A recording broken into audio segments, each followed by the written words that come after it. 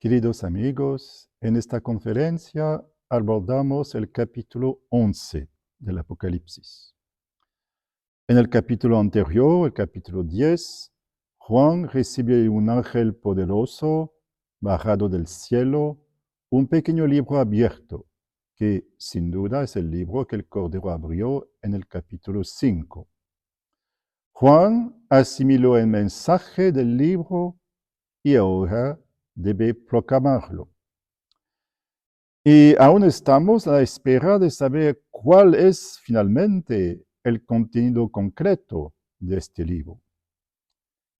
Entonces, leamos el capítulo 11 del Apocalipsis. Comenzaremos con la lectura de los primeros 13 versículos. Y se me dio una caña en forma de vara, diciendo: levántate y mide el santuario de Dios y el altar, y a los que están adorando en él. Pero el atrio exterior del santuario, déjalo fuera, y no lo midas, porque ha sido dado a los gentiles, y pisotearán la ciudad santa durante 42 meses. Tenemos aquí un gesto que consiste en medir el templo de Dios. En cuanto al atrio exterior del templo, Juan debe dejarlo, porque ese atrio ha sido entregado a los gentiles, quienes pisotearon la ciudad santa durante 42 meses. El vocabulario usado aquí proviene del templo de Jerusalén. La ciudad santa evoca Jerusalén. Y en Jerusalén estaba el monte Sión, sobre el cual se construyó el templo, que fue edificado por Salomón una primera vez, y reconstruido después del regreso del exilio en Babilonia. En ese templo había varios atrios. Primero estaba el atrio exterior, y ahí todos los que no eran judíos, o al menos no estaban integrados al pueblo de Israel por medio de la circuncisión, no podían avanzar más. Debían quedarse fuera de ese atrio. Y por eso en el capítulo 21 de los Hechos de los Apóstoles, versículos 27 y 29, algunos judíos se levantan contra Pablo pensando equivocadamente que había introducido a un discípulo griego no circunciso dentro del atrio que los gentiles no tenían derecho a franquear. Luego había otros atrios sucesivos, más allá del atrio exterior al que solo tenían acceso los judíos. Había un segundo, más íntimo, donde solo podían entrar varones judíos. Luego, el lugar santo, reservado a los sacerdotes. Y finalmente, el santo de los santos, donde solo el sumo sacerdote podía entrar una vez al año en el día de la expiación, como leemos en el capítulo 16 del libro del Levítico. Resulta que las imágenes vienen del templo de Jerusalén con sus múltiples atrios. Dicho esto, no olvidemos que estamos en un lenguaje simbólico y no se trata de pensar que Juan debe medir el templo material de Jerusalén. Ese templo fue destruido definitivamente por los romanos, conducidos por Tito, en el año 70 después de Cristo. Y ya no quedaba nada excepto el muro de las lamentaciones. Así que en el Apocalipsis se trata de un símbolo. La ciudad santa simboliza la iglesia. La iglesia es representada simbólicamente como un templo. En la primera carta a los Corintios, San Pablo dice de los cristianos que son el templo del Espíritu Santo. San Pedro en su primera carta también habla de la iglesia como un templo espiritual que Dios está edificando. Entonces, aquí se trata de la iglesia en la tierra. Juan debe realizar un acto de medición que se parece a un gesto simbólico de protección. Todo lo que está dentro del perímetro delimitado por Juan será protegido, y todo lo que está fuera será pisoteado por los gentiles durante 42 meses. Entonces, ¿qué está protegido exactamente? El altar y los adoradores que están ahí, es decir, la parte más central del templo, la parte más santa, aquella a la que para volver al templo de Jerusalén, solo los sacerdotes tenían acceso.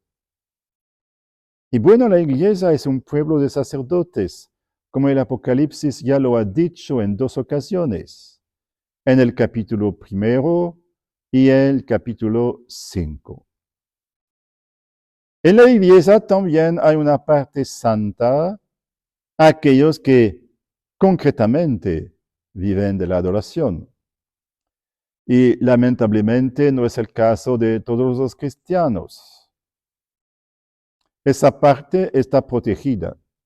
Lo demás, todo lo que está afuera, se da a los gentiles que pisotearán ese atrio por permiso de Dios. Ellos pisotearán la ciudad santa durante 42 meses. Ya habíamos visto en la introducción general que se trata de una duración simbólica, la misma duración que 1260 días, mencionada después. Una duración de 3 años y medio, y había explicado que esta duración proviene de la duración histórica de la persecución por el rey de Siria, Antíoco Epífanes, en Palestina, en el segundo siglo antes de Cristo. La primera persecución religiosa del pueblo de Dios, que fue terrible y que duró, de hecho, 3 años y medio, y que se convirtió en el tipo de una persecución religiosa intensa. Es lo que hay que entender entonces.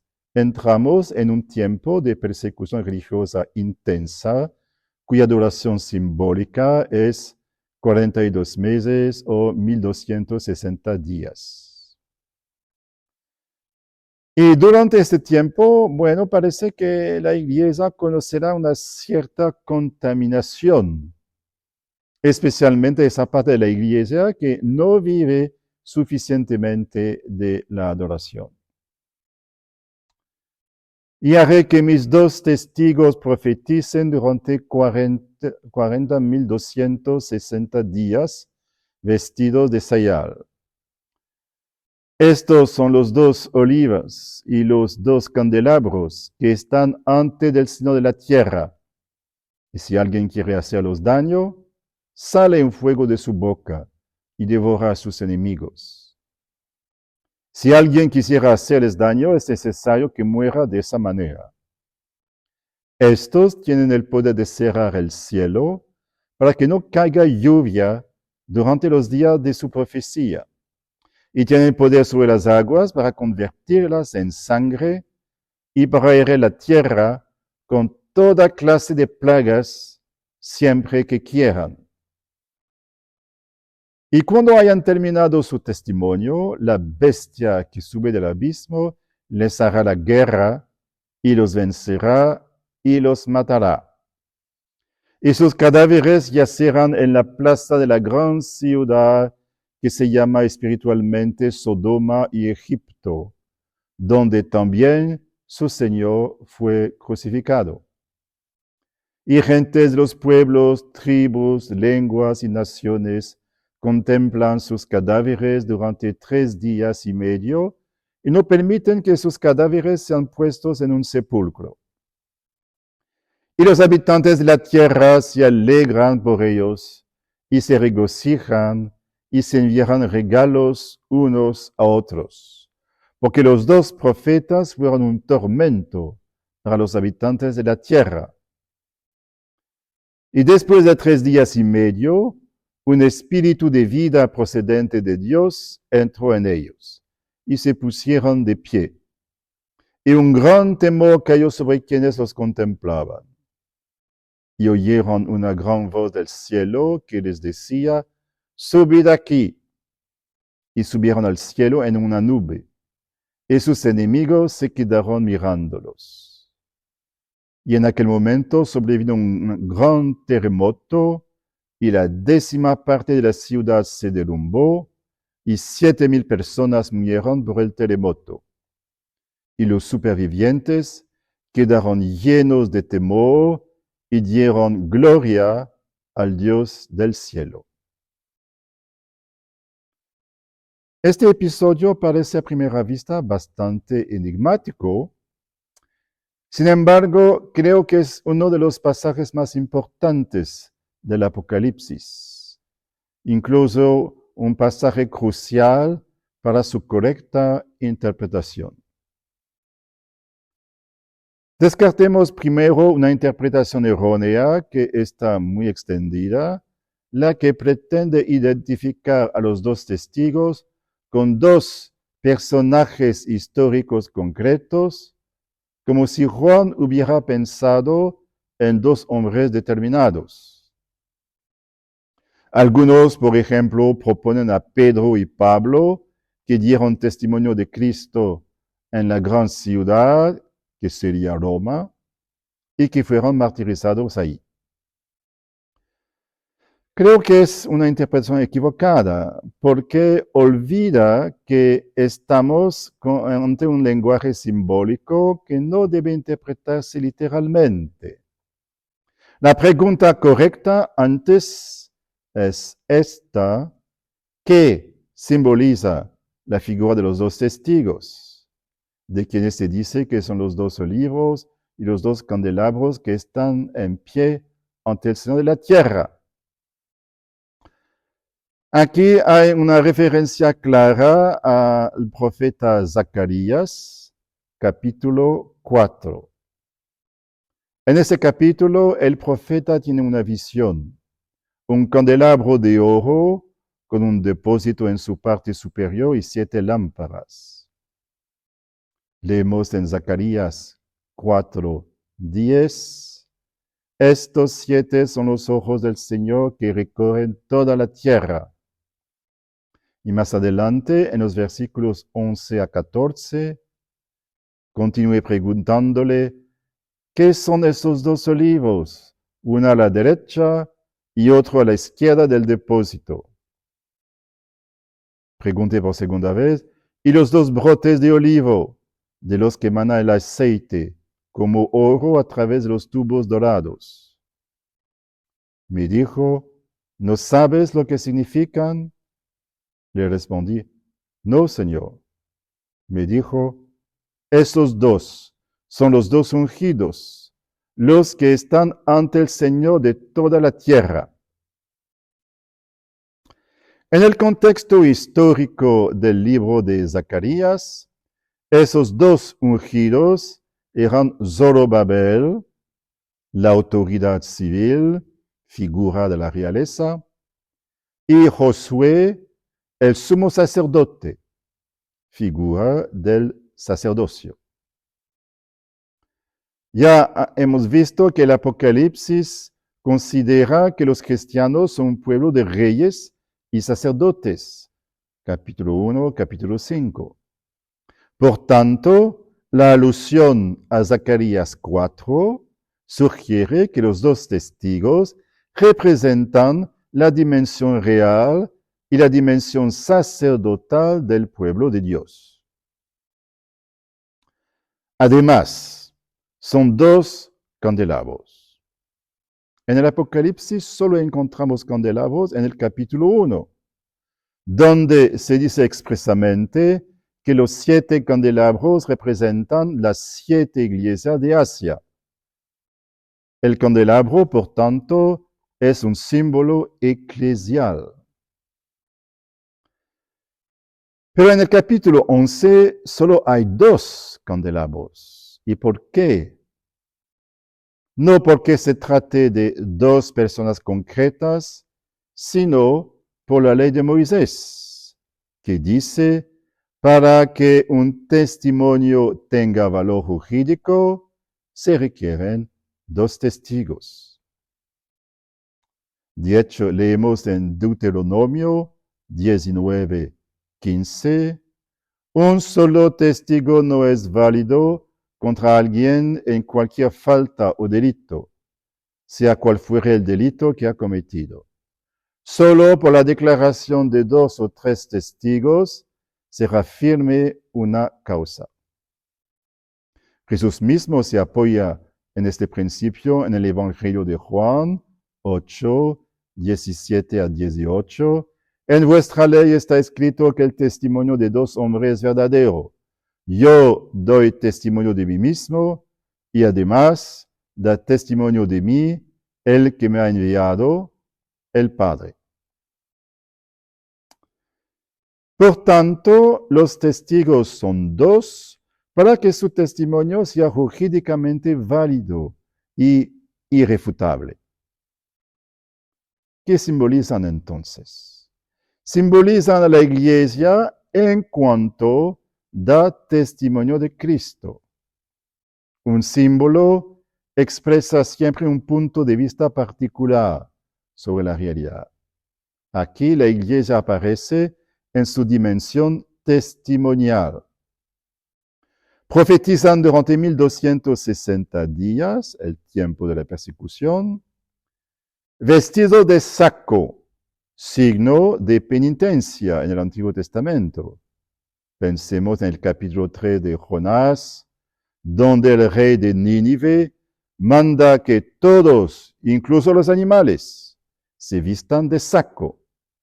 El saco es signo de llamada a la conversión. Luego se mencionan poderes extraordinarios de los 2 testigos. Cerrar el cielo para que no llueva y convertir el agua en sangre. La alusión es clara, alusión a Moisés y a Elías.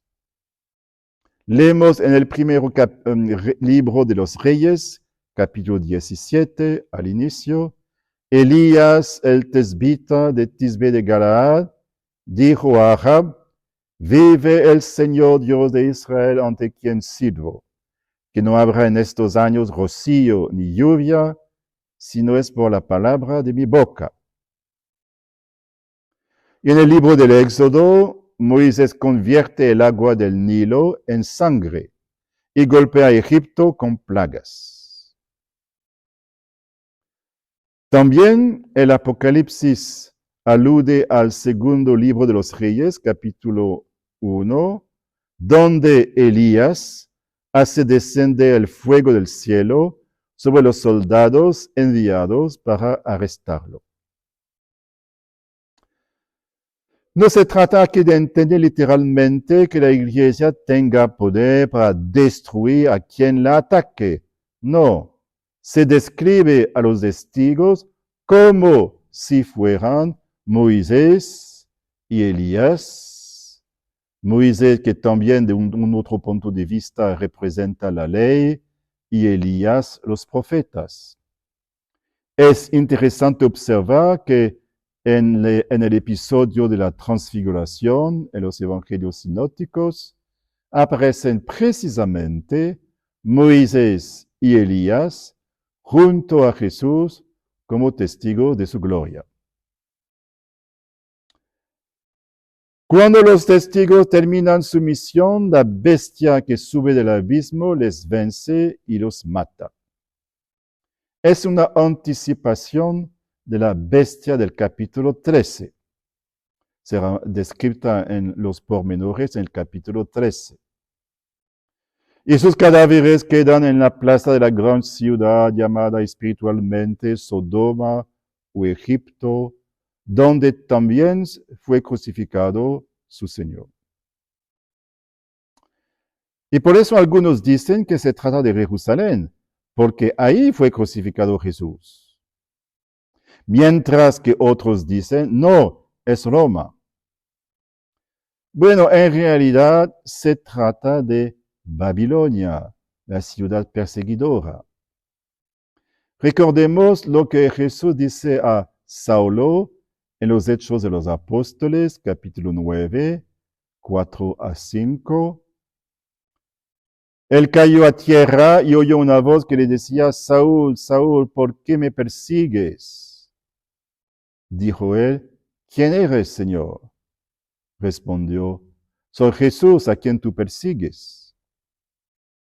Entonces Jesús se identifica con sus discípulos perseguidos. Los cadáveres permanecen expuestos 3 días y medio en la ciudad llamada simbólicamente Sodoma y Egipto. Sodoma evoca la corrupción moral, vean el libro del Génesis, capítulo 18, 19, la corrupción de las costumbres. Y Egipto, claro, evoca la esclavitud del pueblo de Dios en el Éxodo. Entonces son 2 símbolos negativos aplicados a Babilonia, la corrupción y la opresión. Veremos la conclusión del episodio de los 2 testigos en la próxima conferencia e intentaremos comprender su sentido profundo. Hasta pronto entonces para el próximo video.